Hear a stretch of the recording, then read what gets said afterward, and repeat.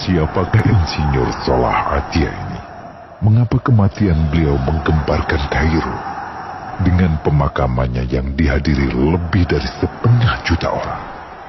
Mari kita simak kisah dari Asosiasi Universitas Islam Mesir. Al-Kisah dari kampung kecil bernama Tafahna al-Ashraf, distrik Middle Gomir, provinsi Dakohlia, Mesir, ada 9 orang sarjana miskin lulusan fakultas pertanian.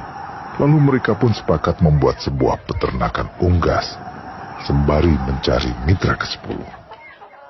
Namun mereka terbentur modal. Maka dengan sekuat tenaga mereka kumpulkan dari hasil menjual tanah, perhiasan istri, hingga meminjam. Meski tidak banyak terkumpul, namun mencukupi untuk memulai usahanya. Pertanyaan tersisa, siapa mitra yang ke-10? Insinyur Salah, satu dari mereka pun berkata, "Aku sudah menemukan mitra yang ke-10. Siapa?" kata teman-temannya. Allah, lanjutnya. Allah akan menjadi mitra usaha kita yang ke-10.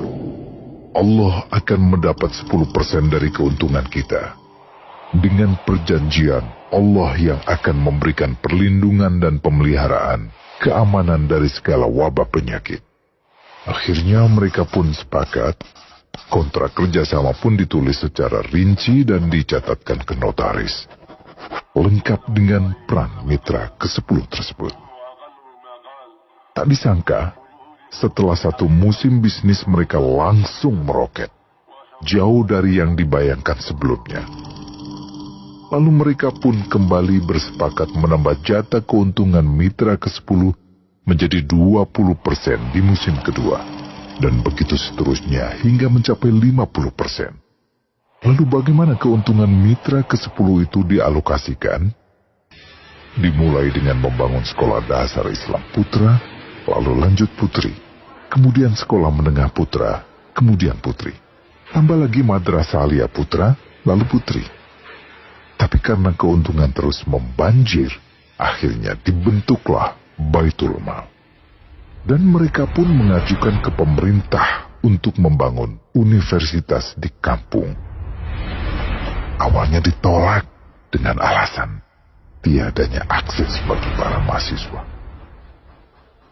Tak berapa lama mereka pun mengajukan pembangunan universitas lengkap dengan stasiun kereta beserta jalurnya dengan biaya mandiri.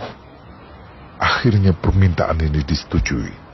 Dan pertama dalam sejarah Mesir, berdirilah sebuah universitas di perkampungan kecil.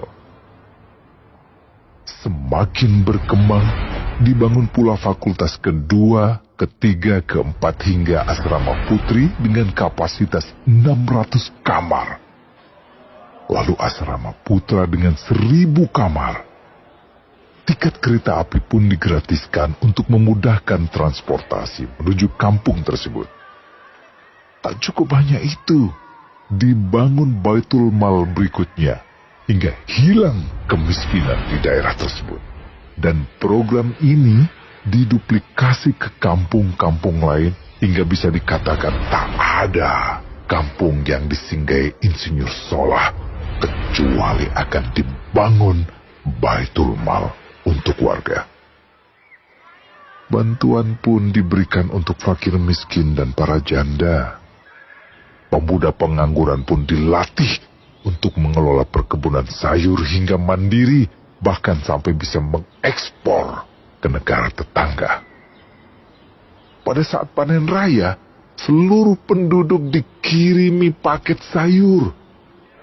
Di hari pertama Ramadan diadakan buka puasa bersama untuk seluruh penduduk desa. Mereka memasak dan hadir ke lapangan yang dipenuhi beraneka makanan.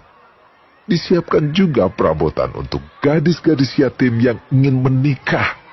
Dan ini semua merupakan sedikit dari banyaknya kebaikan yang dilakukan oleh Insinyur Salah.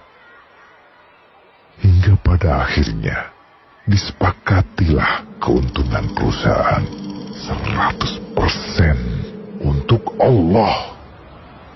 Insinyur Solah yang awalnya adalah salah satu mitra usaha berubah menjadi karyawan Allah.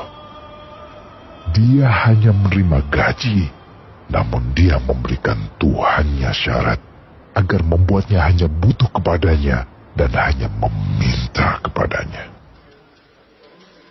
Inilah sosok Insinyur Solah Atiyah, aktor utama kisah menakjubkan ini. Keikhlasannya membuat ia sama sekali menolak terkenal di media